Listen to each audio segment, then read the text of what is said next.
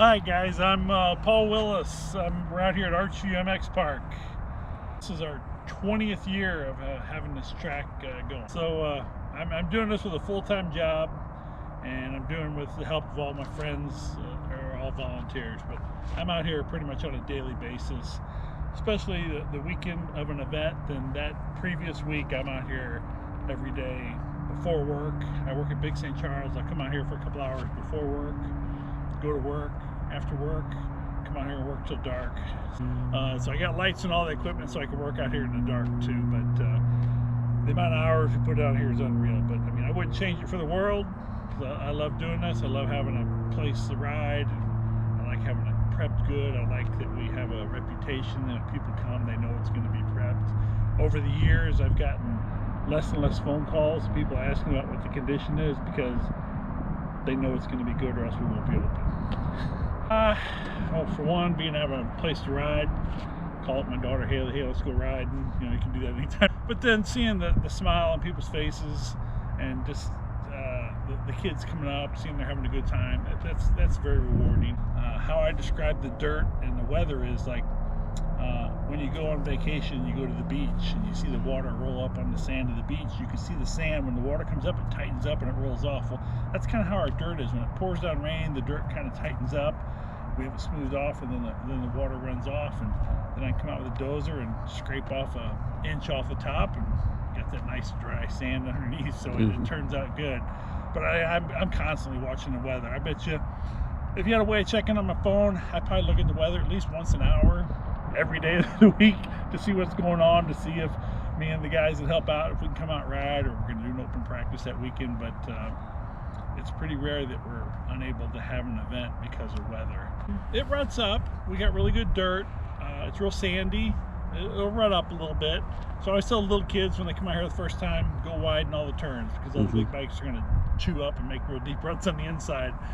But a majority of it's tabletops. I mean, there are some jumps that you have to clear a small gap, but most of it's relatively easy. You can roll all the jumps if you want. There's no surprises. They're tabletops.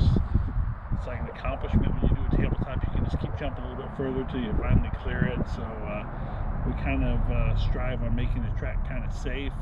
I mean, yeah, it's cool to have some big jumps and stuff, but the majority of the kids that come out here are kids and beginner level riders. Our beginner practice is our biggest group, and next thing up is the vet riders, so you want to have a nice safe track for them guys. No big dangerous jumps that's gonna scare a guy. When they come around every lap, they're going to be pretty confident that they know they can do most of the jumps.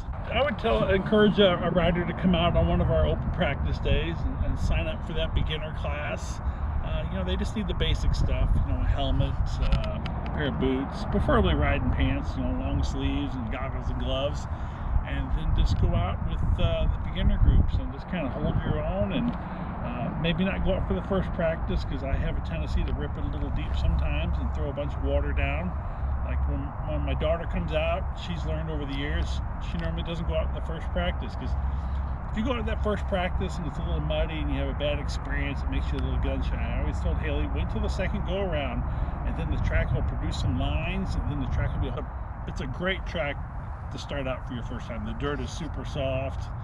A fresh tire, if you just ride out here, you can make a whole season out of the tire, because the dirt's so darn good out here. It won't mess up your knobbies. We have city water out here, and over the years I know I've gone to different tracks, and some have water and some don't, but we provide city water. There's no fee for it. So when somebody calls up and says they're coming along with their motorhome, I say, man, don't fill up your motorhome, don't fill up your water tank when you get here.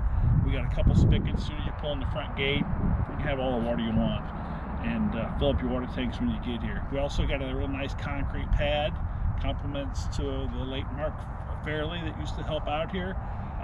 He made a donation with his bike before he passed away, and you can wash your bike and the endless supply of water. Almost all of our parking is nice and level. We got rock roads, we got plenty of parking. We've even actually got some paved parking way in the back, so we got more than enough room. And that's the plan before April, is to have each little section of ground have a designated either letter or name to it, and then that way people can start reserving spots. And so we've been getting some Lorelyn qualifiers. We've been doing them the past 6-7 years. The next step would be maybe, hopefully we'll get a regional someday. We've done a few of the pro-ams where the riders can come get their pro points towards their pro license. Those are pretty neat events to do. As a track owner, you got to put up a little bit extra money to do one of them, but that's kind of cool. I really enjoy doing those, seeing 20-38 riders show up at your track.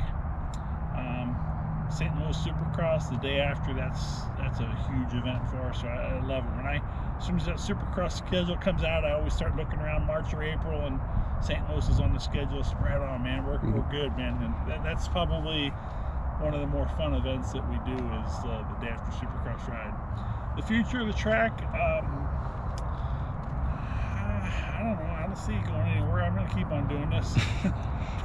My knees are tough, and I can barely crawling out of the equipment. As long as I can crawling out of the equipment, we're going to keep on going. So Haley was like right around 8-9 years old when we started this, and how cool was it to raise your child, and she looked forward every weekend to come hang out at the track. So here Haley, 18-19 years old, you're a senior in high school and out of high school, and I got the privilege of every weekend I know I was going to hang out with my daughter because we were going to go racing, either go racing somewhere or come out here and hang out at the track. So it's a great sport to get involved in. Keeps the kids out of trouble because they stay at home the night before. The night before is always a Friday or Saturday night. It's a great environment to raise a child in, and then you can just see people say, well, it's not a family sport because you're only one person riding, but everybody's involved.